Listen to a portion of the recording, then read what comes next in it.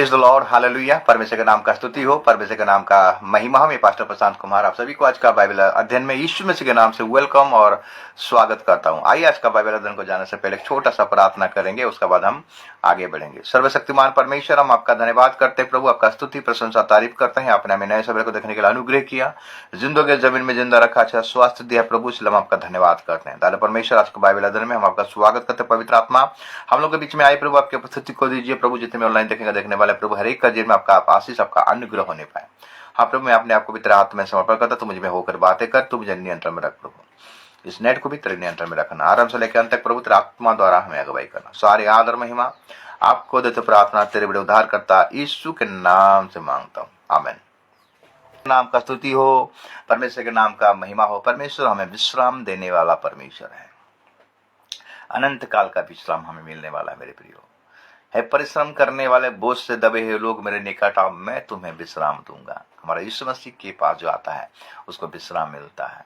परमेश्वर ने 6 दिन को सृष्टि को बनाया, खत्म किया और 7वां दिन में विश्राम किया, और एक विश्राम दिन हमारा आ रहा है मेरे प्रियो, जो कि हम स्वर्ग में विश्राम करेंगे। प्रभु इस दिन को बहुत जल्दी आने वाला है, हमें वेट करना है, इंतजार करना है, उसका बाट को जाना। आइए मेरे प्रिय, परमेश्वर ने हमें आराधना में अगुवाई किया, अभी हम उसके वचन की ओर जाएंगे। हम ध्यान पूर्वक उसका वचन को सुनेंगे। आज का ध्यान का विषय है मेरे प्रियो, अवसर को बहुमूल्य समझो क्योंकि दिन बुरे हैं। हमको अवसर को बहुमूल्य समझना, आज का ध्यान का विषय वही है, अवसर को बहुमूल्य समझना है। आइए हम एक वचन को निकालेंगे जो एफिसियों का पत्री उसका 5 अध्याय को निकालेंगे और उसका 16 पद को पढ़ाई करेंगे। एफिसियों का पत्री उसका 5 अध्याय उसका 16 पद लिखता है कि अवसर को बहुमूल्य समझो क्योंकि दिन बुरे हैं। अवसर को बहुमूल्य समझो क्योंकि दिन बुरे हैं। अवसर का मतलब समय, आपको जो समय मिलता है मेरे प्रिय, समय को हमको बहुमूल्य समझना है। इस समय जब एक बार चला जाता है वो रिटर्न नहीं आता है। उम्र जब चला जाता है हम उसको रिटर्न नहीं आता है। हम देखते हैं स्वभोपदेशक का अगर हम पढ़ाई करेंगे मेरे प्रियो, उसका 3 अध्याय में स्वभोपदेशक उसका अगर हम 3 अध्याय निकालेंगे, वहां क्या लिखता है,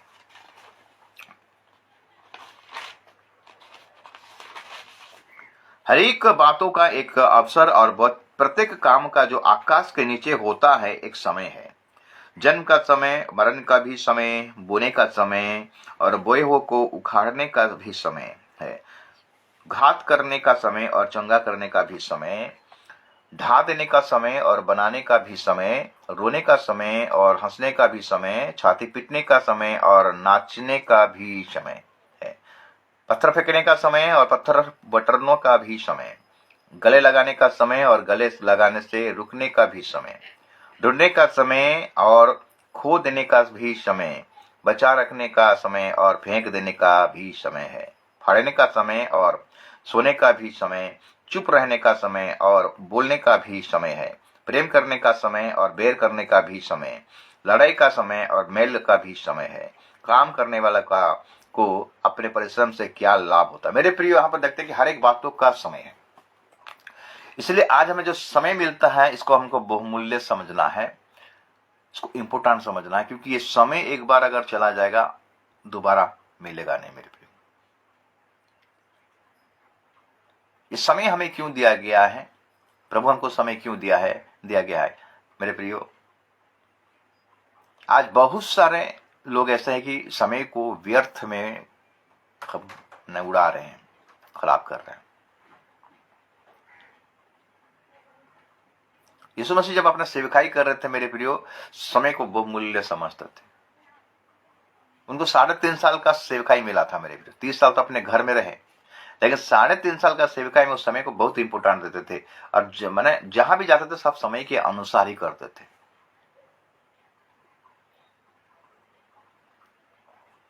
अगर हमें समय मिला है तो हमें समय का मौका मिला है, चांस मिला है, तो उसका फायदा उठाना है मेरे प्रियो।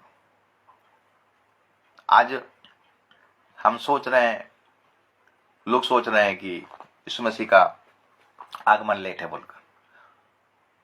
कुछ लोग ऐसे सोचते हैं कि उसका आने का देरी है। सारी दुनिया में ऐश मौज करते हैं, मौज मसलिस करते हैं, ऐशो आराम करते हैं, समय को गवा देते हैं।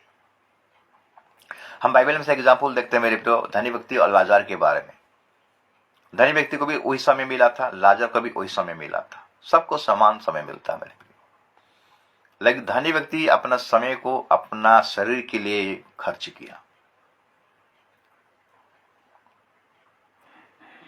और लाजार अपना समय को अपने आत्मा के लिए खर्च किया, अपने जीवन के लिए खर्च किया। जो परमेश्वर हमें जो आत्मा दिया है मेरे प्रियो, वो आत्मा के लिए ही लाजार अपना समय को खर्च किया। जो बहुमूल्य हमें समय मिलता है मेरे, उस समय को हमें प्रभु के लिए ही इस्तेमाल करना है।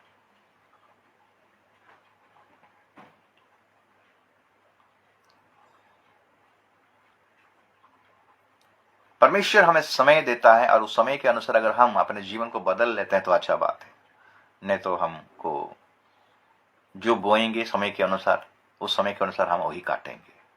बोने का समय, काटने का समय। बाइबल में से देखेंगे मेरे प्रियो, परमेश्वर ने जब देखा ये पृथ्वी भ्रष्ट हो गया है उसके नजर में, वो दुखित हुआ, खेदित हुआ मन में और निर्णय लिया मैं पृथ्वी को क्या करूंगा, नाश कर दूंगा। इसीलिए परमेश्वर का अनुग्रह का दृष्टि नूह पर गिरा और नूह को परमेश्वर ने कहा तो एक जहाज बना और नूह जहाज बनना स्टार्ट किया। जहाज बनाते बनाते नूह ने क्या किया, प्रचार कर रहा था कि मेरे भाइयों, मेरे बाबाओं, मेरे बेटियां, मेरे नातियां, परमेश्वर का जल प्रलय आने वाला है। दुनिया को प्रभु नाश कर देगा जल के द्वारा। तुम सब अपने आप को बचाओ, इस जहाज में आ जाओ। जहाज जब कंप्लीट होगा तुम जहाज में प्रवेश करोगे। 120 साल तक नूह ने इस जहाज को बनाते बनाते प्रचार करता रहा मेरे प्रिय, लेकिन एक भी व्यक्ति मन नहीं फिराए। परमेश्वर जहाज में प्रवेश करने के लिए कोई कंडीशन नहीं रखा था मेरे प्रिय। आज जिस प्रकार कंडीशन है स्वर्गराज जाने के लिए, उस समय उनको ऐसा मौका मिला था, ऐसा समय मिला था मेरे प्रिय। परमेश्वर कोई भी कंडीशन नहीं रखा था। सब गलत काम में व्यस्त थे, लेकिन मौका था जहाज में प्रवेश करने से तुम बच जाओगे। लेकिन जहाज में प्रवेश करने के लिए कोई कंडीशन नहीं था, कोई शर्त नहीं था। वहां पर ऐसा प्रचार भी नहीं किया था कि तुम पीते रहोगे तो तुम जहाज में प्रवेश करने नहीं पाओगे, तुम व्यभिचार करोगे तो जहाज में प्रवेश नहीं करोगे, तो गलत काम करोगे तो जहाज में प्रवेश करने, ऐसा कोई कंडीशन नहीं था मेरे प्रियो। लेकिन जहाज का द्वार खुला था। लोग दुनिया में व्यस्त थे मेरे प्रियो लोग। बाइबल का इतिहासकार बोलते हैं कि उस समय का जनसंख्या 7 लाख करीब था और उन्हीं 7 लाख में से ये 8 प्राणी और जीव जंतु जो पक्षी, वो लोग उन बच्चे मेरे प्रियो।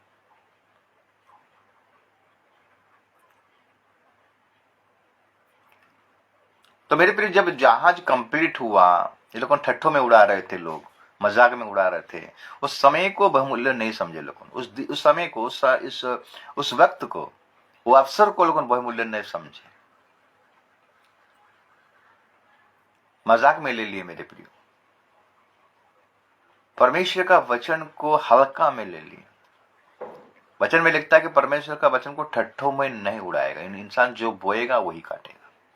गलातियों 6 अध्याय को अगर हम 7-8 को देखेंगे, वहां बात लिखता है मेरे पास। जब तक जहाज का द्वार खुला था तब तक उनके पास अवसर था उस जहाज में घुसकर उनको बचने का। जहाज कंप्लीट हो गया, परमेश्वर ने जितने भी ऑर्डर दिया था, जितना भी आज्ञाएं दिया था नूह सारे आज्ञा को पालन किया। जीव जंतु को जो बोला था तुम्हारे पास जीव जंतु दूध जोड़ा करके आएंगे, सबको जहाज में एंट्री मारना, और सब जहाज में घुस गए। 8 प्राणी घुस गए। उसके बाद हम देखते हैं कि पानी का जैसा टिप टिप होना स्टार्ट हो गया, जहाज का द्वार परमेश्वर बंद कर दिया। उस समय में कोई कंडीशन नहीं था, लेकिन एक मौका था, द्वार खुला है, प्रवेश करो और अपना जान को बचाओ। वो अवसर को वो लोग कौन गवा दिए, बहुमूल्य नहीं समझे। जिस प्रकार आज का डेट में, इस समय में हम अवसर को बहुमूल्य नहीं समझते हैं। हम दूसरे कामों, अपना समय को, अपना जीवन को दूसरे कामों में आज बिता देते हैं, खर्च कर देते हैं।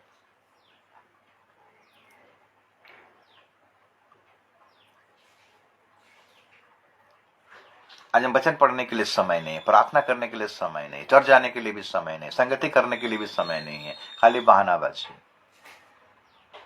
मेरा ये काम है, मेरा वो काम है, मेरा वो काम है, मेरा वो इम्पोर्टेंट काम है, मेरा वो इम्पोर्टेंट काम है। इसमें आज लोग फंसे हुए हैं मेरे प्रियो।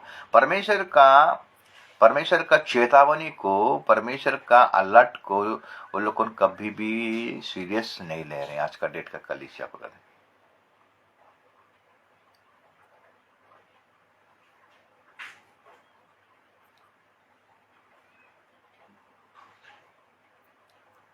अगर हम देखेंगे मेरे प्रिय उत्पत्ति की किताब, उसका 7 अध्याय, उत्पत्ति की किताब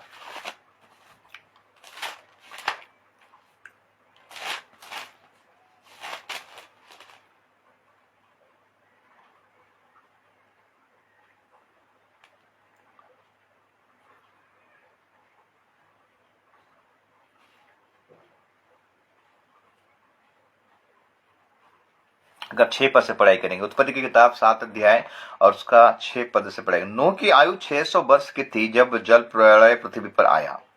नूह अपने पुत्र, पत्नी और बहुओं समेत जल प्रलय से बचने के लिए जहाज में गया। शुद्ध और अशुद्ध दोनों प्रकार के पशुओं में से, पक्षियों और भूमि पर रेंगने वाले जंतुओं में से भी दो दो और नर और मादा जहाज में नूह के पास गए, जिस प्रकार परमेश्वर ने नूह को आज्ञा दी थी। 7 दिन के उपरांत प्रलय का जल पृथ्वी पर आने लगा। जब नूह की आयु 600वें वर्ष के दूसरे महीने का 17वां दिन आया, उसी दिन बड़े गहरे समुद्र के सब सोते फूट निकले और आकाश के झरके खुल गए, और वर्षा 40 दिन और 40 रात निरंतर पृथ्वी पर होती रही। ठीक उसी दिन नूह अपने पुत्र सेम, हाम और अबीफेत और अपनी पत्नी और 3 वधुओं समेत और उनके संग एक एक जाति के सब बनेले पशु और एक एक जाति के सब घरेलू पशु और एक एक जाति के सब पृथ्वी पर रेंगने वाले जंतु और एक एक जाति के सब उड़ने वाले पक्षी जहाज में गए। जितने प्राणियों में जीवन का प्राण था, उनकी सब जातियों में से दो दो नूह के पास जहाज में गए, और जो गए वे परमेश्वर की आज्ञा के अनुसार सब जाति के प्राणियों में से नर और मादा गए। तब यहोवा ने जहाज का द्वार बंद कर दिया।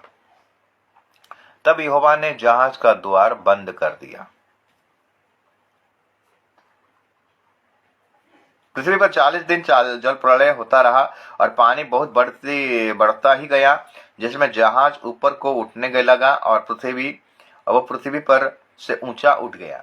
जल बढ़ते बढ़ते पृथ्वी पर बहुत सी बढ़ गया और जहाज जल के ऊपर ऊपर तैरता रहा। जल पृथ्वी पर अत्यंत बढ़ गया, यहाँ तक कि सारी धरती पर जितने बड़े बड़े पहाड़ थे सब डूब गए। जल 15 हाथ और ऊपर बढ़ गया और पहाड़ भी डूब गए, और क्या पक्षी, क्या घरेलू पशु, क्या बनने पशु और पृथ्वी पर सब चलने वाले प्राणी और जितने जंतु भी पृथ्वी में बहुतायत से भर गए थे, वे सब और सब मनुष्य मर गए। जो स्थल पर थे उनमें से जितने के नथनों में जीवन का श्वास था, सब मर मिटे। और क्या मनुष्य, क्या पशु, क्या रेंगने वाले जंतु, क्या आकाश के पक्षी जो भूमि पर थे, सब पृथ्वी पर से मिट गए। केवल नूह और जितने उसके संग जहाज में थे वे ही बच गए, और जल पृथ्वी पर 150 दिन तक प्रबल रहा। मेरे प्रियो, इन लोगों को अवसर मिला था, समय मिला था, मौका मिला था, लेकिन इन लोगों ने अवसर को बहुमूल्य नहीं समझे। इनके पास कोई कंडीशन नहीं था जहाज में प्रवेश करने के लिए, फिर भी देखिए ये लोगों ने मनमानी की, फिर भी ये लोगों ने अविश्वासी बने। मेरे प्रियो, परमेश्वर का बातों को विश्वास नहीं किया, नूह का बातों को विश्वास नहीं की और मर मिट गए। तो आज का डेट में भी ऐसा है मेरे प्रिय, आज भी परमेश्वर का वचन को लोग ठट्ठों में उड़ा रहे हैं, मजाक में उड़ा रहे हैं, आराधना को मजाक में उड़ा रहे हैं, उसका संगति को मजाक में उड़ा रहे हैं, उसका वचन को मजाक में उड़ा रहे हैं, हाँ, संडे चर्च को भी मजाक में उड़ा रहे हैं, हल्का में ले रहे सारे विषय को। वचन में लिखता हुआ अवसर को बहुमूल्य समझो, क्योंकि दिन बुरे हैं और हम बुरे दिन में ही अपना जीवन काट रहे हैं। मेरे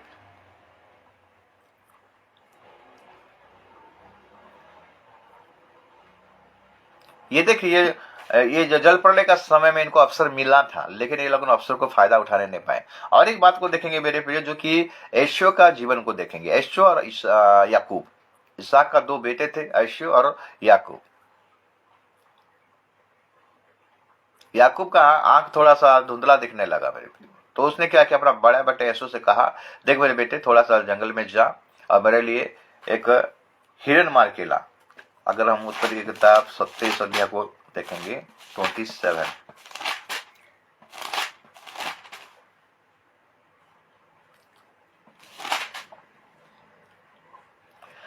जब इसहाक बूढ़ा हो गया, 27 उत्पत्ति की किताब 27 उसका 1 से अगर पढ़ाई करेंगे, जब इसहाक बूढ़ा हो गया और उसकी आंखें ऐसे धुंधली पड़ गई कि उसको सूझना ना था, सुझता ना था, तब उसने अपने जेठ पुत्र एसाव को बुलाकर कहा, हे मेरे पुत्र। उसने कहा, क्या आज्ञा?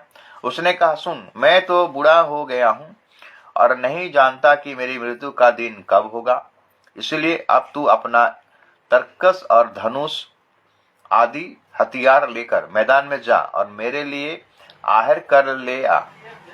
तब मेरी रुचि के अनुसार स्वादिष्ट भोजन बनाकर मेरे पास ले आना, कि मैं उसे खाकर मरने से पहले तुझे जी भर के आशीर्वाद दूं। तब एसाव आहार करने को मैदान में गया। जब इसहाक एसाव से ये बात कह रहा था, तब रिबका सुन रही थी। इसीलिए उसने अपने पुत्र याकूब से कहा, सुन, मैंने तेरे पिता को तेरे भाई एसाव से ये कहते हुए सुना, तू मेरे लिए आहार करके उसका स्वादिष्ट भोजन बना, कि मैं उसे खाकर तुझे यहोवा के आगे मरने से पहले आशीर्वाद दूं।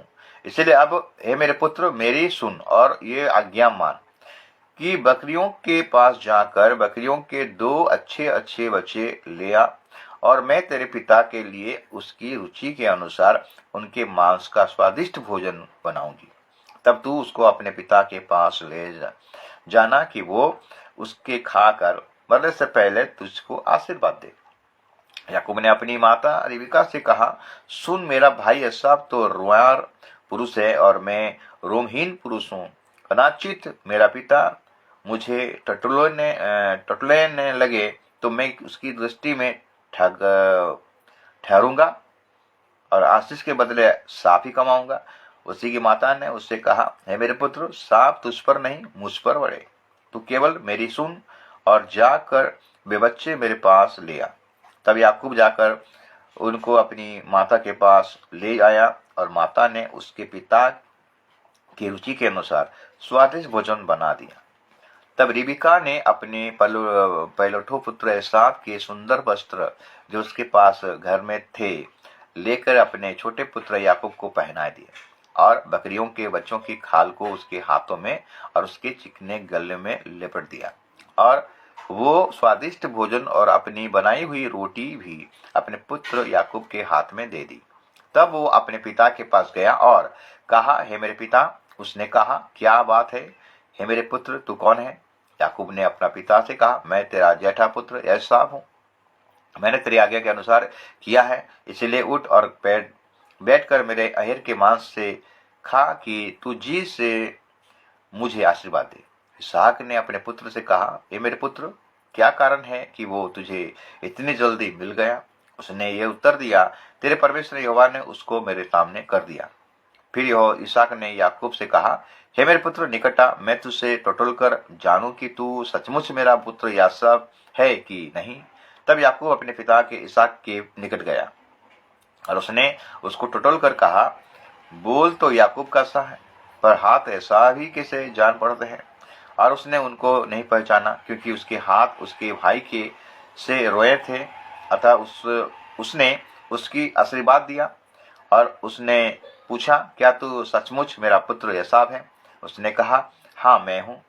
तब उसने कहा, भोजन कर मेरे निकट ले आ, कि मैं अपने पुत्र के आहार के मांस में से खाकर तुझे से आशीर्वाद दूं, जिस आशीर्वाद दूं।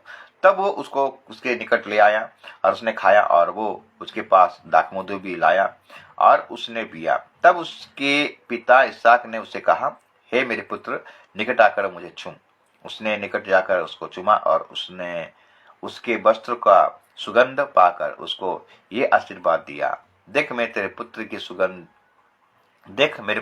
की सुगंध जो ऐसे खेत की सी है जिस पर यहोवा ने आशीष दी हो। परमेश्वर तुझे आकाश से ओस और भूमि की उत्तम से उत्तम उपज और बहुत सा अनाज नया दाख मत। हम देखते हैं यहाँ पर मेरे प्रियो, जब इसहाक अपना याकूब को यानी छोटा बेटा को बड़े बेटा समझकर सारे ब्लेसिंग दिया अपने मुंह से, उसके बाद हम देखते हैं जैसे ही 30 पद, जैसे ही ये आशीर्वाद इसहाक याकूब को दे चुका और याकूब अपने पिता इसहाक के सामने से निकला ही था कि ऐसा बाहर लेकर आ पहुंचा। तब वो भी स्वादिष्ट भोजन बनाकर अपने पिता के पास ले आया और उससे कहा, हे मेरे पिता, उठकर अपने पुत्र के अहर का मांस खा ताकि मुझे जी से आशीर्वाद दे। उसके पिता इसहाक ने पूछा, तू कौन है? उसने कहा, मैं तेरा जेठा पुत्र यासाब हूं। तब इसहाक ने अत्यंत थरथर कांपते हुए कहा, फिर वो कौन था जो आहर करके मेरे पास ले आया था? और मैंने तेरे आने से पहले सब में से कुछ कुछ खा लिया और उसको आशीर्वाद दिया। अब उसको आशीष लगी भी रहेगी। अपने पिता की ये बात सुनते ही एसाव ने अत्यंत ऊंचे और दुख भरे स्वर से चिल्लाकर अपने पिता से कहा, हे मेरे पिता, मुझको भी आशीर्वाद दे। उसने कहा, तेरा भाई धूर्ता से आया और तेरे आशीर्वाद को लेके चला गया। मेरे प्रियो, यहाँ पर एक बात को हमको ध्यान देना है। एसाव बड़े भाई होने के नाते पलटूर का उसको अधिकार है आशीष मिलना, आशीर्वाद मिलना। क्योंकि उस टाइम बड़े भाई जो रहते हैं, जो बड़ा रहता है पलटूर, तो उसको 2 गुना आशीष मिलता है। और ये आशीर्वाद को लेने के लिए एसाव के पास योग्यता नहीं था मेरे, क्योंकि वो समय को बहुमूल्य नहीं समझा, अवसर को बहुमूल्य नहीं समझा, परमेश्वर का आशीष को ये तुच्छ माना। और जब पिता ने उसको कहा, तू जाकर जंगल में जा और मेरे लिए मांस लेकर आ और उसको अच्छा से पकाना और मुझे देना, मैं तुम्हें जी भर कर आशीष करूं। तो इसका आना लेट हुआ मेरे को, लेकिन उससे पहले हम देखते रिबिका सारे बातों को सुन लिया और अपना बेटा को, छोटा बेटा को बोला, जल्दी से जा, मैं बना के दे देता हूं, तेरा भाई सब आशीष लेके चला जाएगा, उससे पहले तू ले जा। याकूब ने बोला, माँ पापा को मुझे पहचान लेंगे तो मुझे श्राप मिलेगा। रिबिका ने बोला, सारा श्राप मुझ पे आए, तू जा। तो इसहाक अपना छोटा बेटा को ऐशो समझकर सारे बड़े बेटा का अधिकार का जो आशीष था दे दिया। तो एक बात को ध्यान दीजिए मेरे प्रियो, यहां पर एक विषय को ध्यान दीजिए, जो परमेश्वर का इच्छा को तुरंत पूरा करता है, परमेश्वर उससे खुश होता है। एसो ने लेट किया मेरे प्रियो, एसो का लेट होने का कारण क्या जानते हैं? क्योंकि एसो जो परमेश्वर का जो आशीष को तुच्छ माना था, जब याकूब दाल पका रहा था और एसो जंगल से शिकार करके जब जंगल से आ रहा, थका हुआ आ रहा, और उसका भाई को देखा कि वो खाना पका रहा है, तब मुझे थोड़ा दे दाल, मुझे भूख लग रहा है। तो बोला कि एक कंडीशन में मैं तुझे दूंगा, शर्त लागू है। क्या शर्त है? तेरा बड़ा भाई का अधिकार, तेरा जो पहलौठा का अधिकार मुझे बेच दे। तो मेरे फिर शारीरिक अभिलाषाओं के लिए बोला, मेरे क्या जरूरत है, मुझे खाने का मतलब। तो परमेश्वर का आशीष को जब वो तुच्छ माना, जो आशीष को तुच्छ मानता है, जो ब्लेसिंग को तुच्छ मानता है, वो मेरे प्रिय आशीष से वंचित हो जाएगा। मेरे पिता का कार्य को तो करने के लिए गया है, लेकिन ठीक ढंग से वो नहीं किया, आनंद के साथ नहीं किया, तुरंत नहीं किया, आग्रह के साथ नहीं किया। लेकिन उससे पहले हम देखते हैं कि जो जल्दी किया उसको आशीष मिल गया। यहां पर एक छवि को हम देखते हैं, जो पिता का इच्छा को पूरा करेगा मेरे प्रियो, वही वो आशीष को पाएगा, वही वो ब्लेसिंग को पाएगा।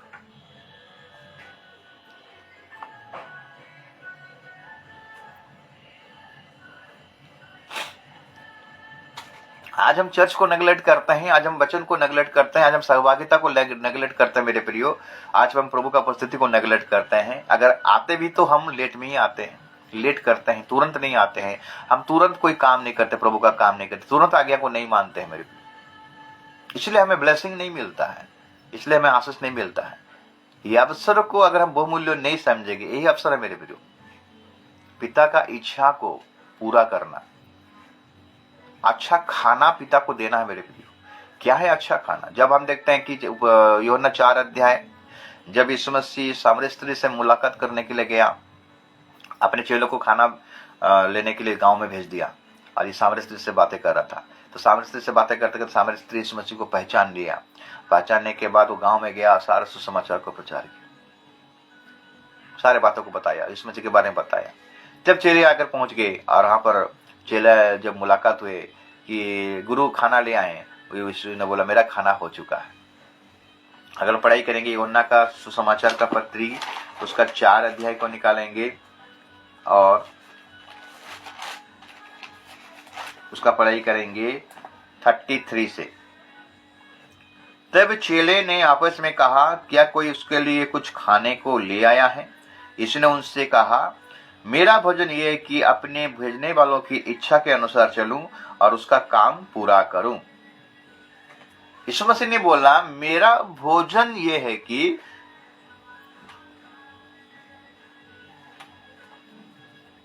यीशु ने उनसे कहा, मेरा भोजन यह है कि अपने भेजने वालों की इच्छा के अनुसार चलूं और उसका काम को पूरा करूं। अपने भेजने वाले की इच्छा को पूरा करो और उसका काम को पूरा करो। यही है परमेश्वर का खाना मेरे प्रिय। परमेश्वर का इच्छा को पूरा करो। परमेश्वर का इच्छा क्या है मेरे प्रिय? परमेश्वर का इच्छा मानव जाति उद्धार पाए, सुसमाचार प्रचार करना, एक आत्मा को जीतना है मेरे प्रिय।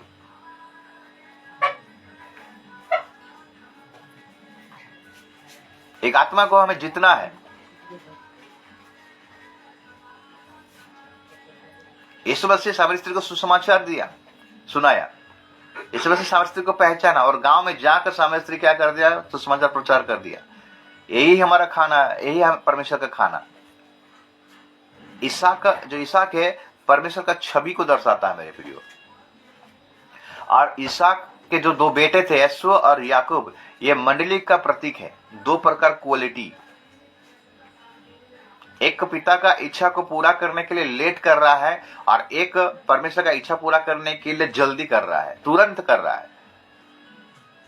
इसलिए हमें पिता का इच्छा को पूरा करने के लिए हम लेट ना करें मेरे प्रियो।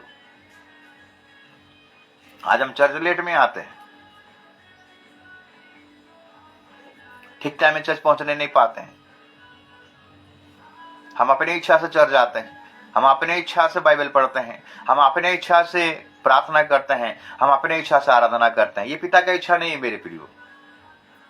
हमें तुरंत करना है। जो अवसर आपको मिला है वो अवसर को समझना चाहिए कि मुझे प्रभु के लिए कुछ करना है। यही पिता का इच्छा है मेरे प्रियो। परमेश्वर ने अब्राहम से कहा कि तू अपने इकलौता पुत्र को जो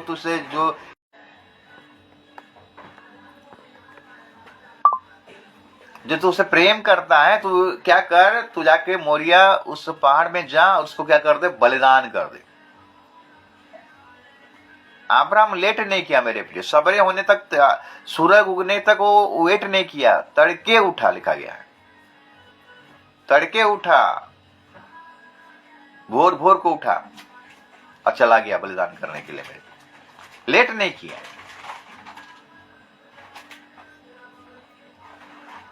इसलिए लिखा गया मत्ती 7:21 में, बहुतरे आएंगे मुझे हे प्रभु कहेंगे, जो मेरा स्वर्गीय पिता की इच्छा पर चलता है वो इस राज्य में प्रवेश कर नहीं पाएगा मेरे प्रिय। ऐश्वर्य को अवसर मिला लेकिन वो अवसर को बहुमूल्य नहीं समझा मेरे प्रिय। आज भी हम ऐसा करते हैं। आज हमें समय मिलता है, आज यूट्यूब में समय मिल रहा है, फेसबुक में समय मिल रहा है, जूम के माध्यम में समय मिल रहा है, ऑनलाइन के माध्यम में समय मिल रहा है वचन पढ़ने के लिए, वचन सुनने के लिए, लेकिन हम उस अवसर को बहुमूल्य नहीं समझते हैं और हम सांसारिक बातों में समय बिता रहे हैं। ऐश्व के तरह हमको भी पछताना पड़ेगा मेरे प्रियो। ऐसो बाद में इतना पछताया, इतना रोया, इतना गिड़गिड़ाया कि मेरे लिए एक भी आशीष नहीं रखा। पिता ने कहा सब तो आशीष मैं इसको दे दिया हूं। वो जितना भी प्रयास किया मेरे प्रियो, कुछ नहीं मिला, रोना सवा। अगर इब्री का पुस्तक 12 अध्याय को निकालेंगे, इब्रानी का पुस्तक 12 अध्याय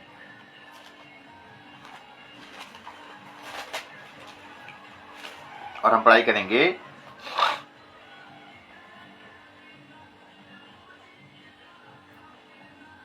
15 पद से। इब्रानी 12 अध्याय का 15 पद पर ध्यान से देखो, देखते रहो, ऐसा ना हो कि कोई परमेश्वर के अनुग्रह से वंचित रह जाए, या कि कोई कड़वी जड़ फूटकर कष्ट दे और उसके द्वारा बहुत से लोग अशुद्ध हो जाएं। ऐसा ना हो कि कोई जन व्यभिचारी या एसाव के समान अधर्मी हो, जिसने एक बार के भोजन के बदले अपने पैलोठों का होने का पद बेच डाला। तुम जानते हो कि बाद में जब उसने आशीष पानी चाहिए तो योग्य गिना गया, और आंसू बहा बहा कर खोजने पर भी मन फिराने का अवसर उसे ना मिला।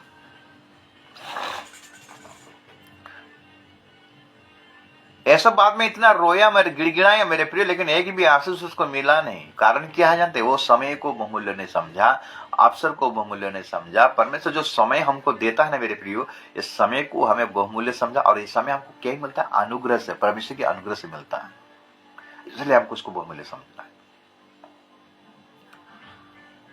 बाइबल में और एक व्यक्ति के बारे में जिक्र करेंगे मेरे प्रिय, जिसको बहुत अच्छा समय मिला था, अवसर मिला था कुछ करने के लिए, लेकिन वो अवसर को बहुमूल्य समझा नहीं। इसका रीत यूदास। 12 चेलों में से एक चेला था, यीशु के साथ में था, मिरेकल करता था, चिन्ह चमत्कार करता था, दुष्ट आत्माओं को भगाता था, बीमारी को चंगा करता था, बढ़िया अच्छा गिफ्ट मिला था उसको। लेकिन वो अवसर को बहुमूल्य समझ नहीं पाया, उस समय को बहुमूल्य समझ नहीं पाया, यीशु को बहुमूल्य समझ नहीं पाया मेरे प्रियो, परमेश्वर की इच्छा को बहुमूल्य समझ नहीं पाया। और हम देखते हैं कि वो संसार की अभिलाषा में पड़ गया, धन के लालच में फंस गया, कुछ सिक्कों के लिए यीशु मसीह को बेच दिया मेरे प्रिय, और उसका मिनिस्ट्री बर्बाद हो गया। आज ऐसे ही कुछ ऐसे दास है मेरे प्रिय, दास लोगों ने हैं जो कि धन के चलते उनका मिनिस्ट्री बर्बाद हो गया, धन के पीछे अपना समय को बर्बाद किया। हम अगर बिलाम को देखेंगे मेरे प्रिय, बिलाम को भी अच्छा सेवकाई मिला था, धन के लालच के चलते उसका मिनिस्ट्री भी बर्बाद हो गया, उनाश हो गया। बाइबल में और एक उदाहरण देखेंगे मेरे प्रियो, गेहजी धन के लालच में वो अपना बहुमूल्य सेवकाई को भूल गया, बहुमूल्य सेवकाई को तुच्छ माना, इंटरेस्ट नहीं दिया। इतना बड़ा अवसर उसको मिला था, एलिया के जैसा एलिसा बनना और एलिसा के जैसा गेहजी बनने वाला था, लेकिन वो ध्यान ही नहीं दिया मेरे प्रियो, उस समय को ध्यान नहीं दिया, और नामान का कोड उसको, उसका पूरा परिवार को हो गया। नामान अवसर को बहुमूल्य समझा मेरे प्रियो, और एलिसा के पास आया और यरदन में जाकर साथ पर डुबकी मारकर, नामान जो कि विजाती व्यक्ति था मेरे प्रियो, वो अवसर को बहुमूल्य समझ कर आया और आज्ञा को तुरंत माना। पहले तो मना कर रहा था, लेकिन जाकर तुरंत पानी में 7 बार डुबकी मारा, उसका शरीर जीव का क्यों हो गया। एक व्यक्ति अवसर को बहुमूल्य समझा और चंगाई पाकर, कोर्स से चंगा पाकर चला गया। लेकिन एक व्यक्ति, एक प्रभु को जानने वाला व्यक्ति, प्रभु के दास के साथ में रहने वाला व्यक्ति, एक सुंदर अपॉर्चुनिटी उसका पास में था, लेकिन वो चीज को वो गवा दिया, और वो नामान का कोड उसके जीवन में आया।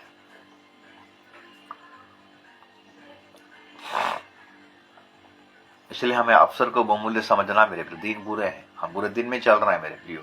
जो समय आपको प्रभु ने दिया है मेरे प्रियो, ये समय जाएगा, लौट कर नहीं आएगा। हिजकिय्याह के पास जब यशायाह आया और बोला कि तेरा बेडिंग बस्ता बांध ले, तू मरने पर है, तू मरेगा और जीवित नहीं रहेगा, वो थोड़ा सा समय को बहुमूल्य समझा और गिड़गिड़ा कर प्रार्थना किया मेरे प्रियो प्रभु से, और परमेश्वर उसको जीवन दान दिया, और 15 साल उसका जीवन बढ़ गया मेरे प्रियो, वो बच गया।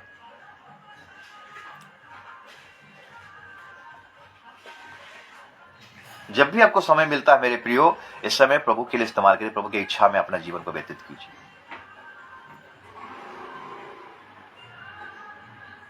समय जाने के बाद और समय नहीं आएगा। धनी व्यक्ति को कितना अच्छा समय मिला था कुछ करने के लिए। उसके फाटक के सामने लाजार बैठा है मेरे प्रियो, उसको लाकर रख दिए हैं, कंगाल, भिखारी, साव, घाव से भरा हुआ, सड़ा हुआ, लेकिन वो समय को ध्यान नहीं दिया, लाजार को ध्यान नहीं दिया। उसको मौका मिला था लेकिन कर नहीं पाया। धनी था व्यक्ति, धनी व्यक्ति था, धन का पर उसका ज्यादा भरोसा था। आज भी ऐसे धनी हैं जो विश्वासी लोगों ने मेरे प्रियो सेवकाई के लिए अपना हाथ को नहीं बटा रहे हैं, सारे धन को दूसरे मार्ग में उड़ा देते हैं, लेकिन प्रभु का सेवकाई के लिए हाथ नहीं निकलता है, उनका धन नहीं निकलता है। दुखद वाला बात है। और धनी व्यक्ति जब मर गया मेरे प्रियो, सीधा नरक में गया और वहां से अपनी आंखें उठाया और लाजर को अब्राहम की गोद में बैठकर बैठा हुआ देखा। जरूर बहुत पछताया होगा मेरे प्रियो। अब पश्चाताप कर रहा है, मेरा और 5 भाई हैं, यहाँ ना आ जाए, एक व्यक्ति को भेज वहां पर, ताकि वो भी जाकर सुसमाचार देगा, लोग बच जाएंगे। अब्राहम ने एक बात बोला, उनके पास बाइबल है, उनके पास वचन है, वचन सुनकर वो लोग पढ़कर बदल जाएंगे। तो मेरे प्रियो, हमें जो समय मिलता है, इस समय को हमें ध्यान देना है, कैसे चाल चल रहे हैं हम लोग। निर्बुद्धियों का समान नहीं, बुद्धिमान के समान चलना है। कौन सा बुद्धिमान? परमेश्वर का इच्छा के अनुसार, परमेश्वर के चट्टान पर जो अपना घर को बनाता है, वचन पे जो अपना घर को बनाता है, उसी को बुद्धिमान कहा गया मेरे प्रियो। 10 कुंवारी के बारे में जो लिखा गया है, बुद्धिमान और मूर्ख। बुद्धिमान कौन है? जो चट्टान पर अपना घर को, जो वचन पर अपना घर में बनाता है, जो वचन के हिसाब से चलता है, जो वचन के आज्ञा में चलता है, जो परमेश्वर की आज्ञा में चलता है, उसी को बोला जाता है बुद्धिमान। और निर्बुद्धि यानी मूर्ख किसको कहा जाता है जानते हैं? और लोगों को अवसर मिला लेकिन परमेश्वर के वचन के अनुसार नहीं चले, इसीलिए वो मूर्ख रह गए बाहर में।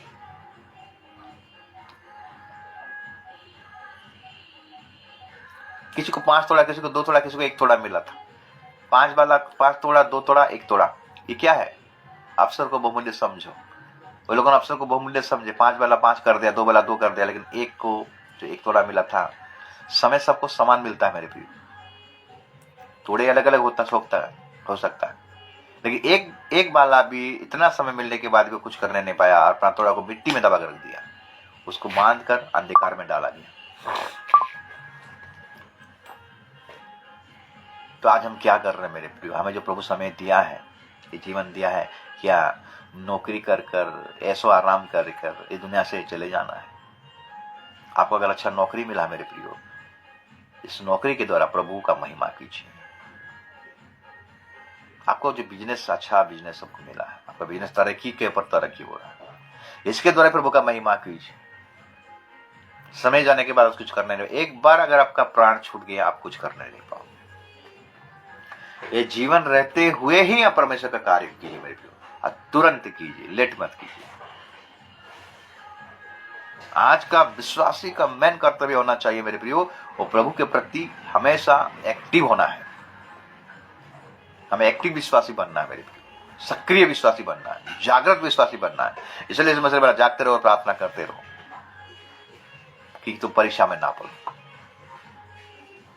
आज समय किसी के पास नहीं है मेरे प्रियो, बोलो मेरे पास समय नहीं, मेरे पास समय नहीं, बहानाबाजी। समय है, समय निकालिए, समय निकालिए बाइबल पढ़ने के लिए, समय निकालिए प्रार्थना करने के लिए, समय निकालिए चर्च जाने के लिए, समय निकालिए संगति करने के लिए। आज संगति भी दिखाई नहीं दे रहा मेरे प्रियो, बहानाबाजी। नहीं, मुझे मार्केट जाना है, मुझे ये खरीदना है, मुझे वो खरीदना है, आज तुरंत बहाना हो जाता है। शैतान तो मौका खोजता रहता है। इसलिए हम देखें जल प्रलय के समय में उनको कंडीशन कुछ नहीं था, लेकिन जहाज में जहाज के अंदर में प्रवेश करने का मौका था, वो अवसर को खो दिए। हम देखें यीशु का जीवन को अगर देखें मेरे प्रियो, बड़ा भाई होने के नाते, बड़ा बेटा होने के नाते उसको आशीष मिलने वाला था, लेकिन उसको भी वो गवा दिया, तुच्छ माना, उस समय को ही तुच्छ माना, वो अवसर को बहुमूल्य नहीं समझा, दूसरा आशीष लेकर चला गया। हम देखते हैं कि गेहजी को एक अवसर मिला था, लेकिन वो अवसर को बहुमूल्य ने समझा, उसका मिनिस्ट्री बर्बाद हुआ, कोड़ लेकर चला गया अपना परिवार।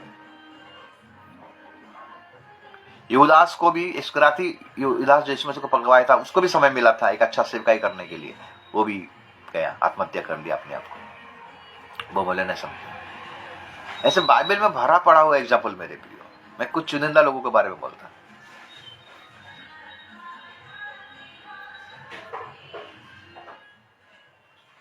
इसलिए अफसर को बहुमूल्य समझा क्योंकि दिन बुरे हैं। जकई अफसर को बहुमूल्य समझा। टैक्स कलेक्टर था मेरे प्रियो, चुंगी लेने वाला था, लेकिन जब उसको एक अवसर मिला, एक मौका मिला, यीशु मसीह को अपने जीवन में ले आया मेरे प्रियो, अपने घर में ले आया। वो बातिमाई अंधा जो रास्ते के किनारे बैठा था, जब उसको अवसर मिला, वो अवसर को फायदा उठाया मेरे प्रियो। साथ ही साथ दौड़ा यीशु के पास और देखने लगा। 10 कोढ़ी को अवसर मिला। ये समय है उस लोहू बहाने वाला 12 साल का लोहू बहाने वाला स्त्री के पास भी वो अवसर मिला, और उस समय को गवाए नहीं दे। जो एक समय रहता है मेरे पे, बहुमूल्य रहता है। मैं अगर उसका वस्त्र का नीचे वाला हिस्सा को छू लूंगा तो मैं चंगी पा जाऊंगा। गया और चंगाई को पा गया मेरे। एक अन्य जाति स्त्री आया था यीशु मसीह के पास में अपने बेटी के लिए प्रार्थना निवेदन करने के लिए, उसको भी समय मिला, वो अवसर को बहुमूल्य समझा, वो छोड़ा नहीं सुना। मरियम को अवसर मिला यीशु के चरणों में बैठकर उसका वचन को सुनने के लिए।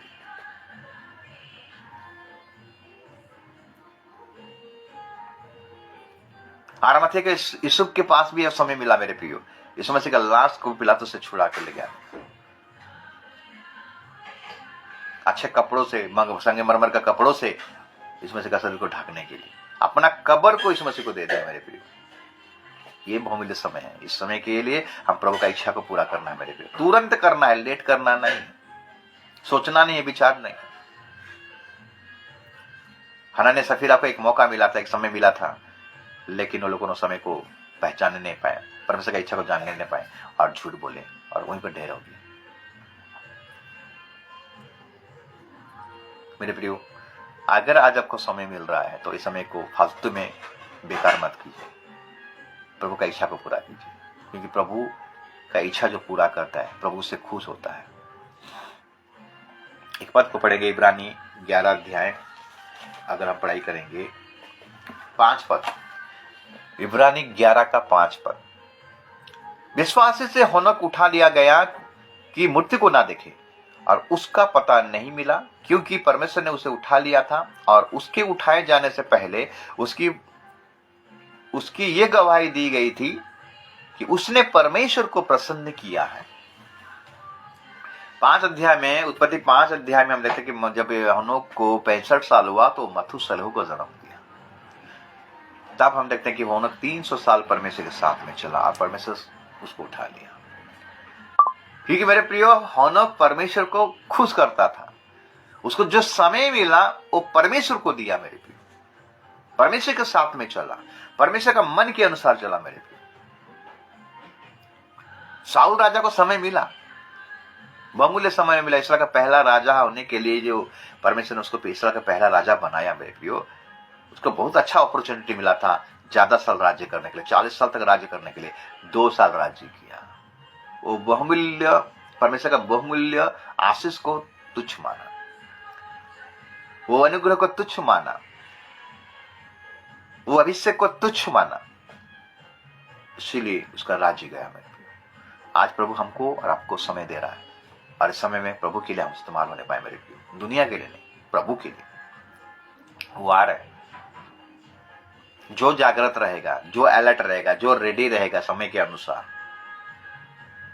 प्रभु उसको रैप्चर करेगा, प्रभु उसको उठा ले लगा मंडली को। उसी मंडली को प्रभु उठाएगा जो अपने आप को यीशु मसीह के प्रति, यीशु मसीह का आगमन के प्रति लालायित है, उसका बाट को जो होता है उसका प्रिय है, वही उस राज्य में प्रवेश करने पाएगा।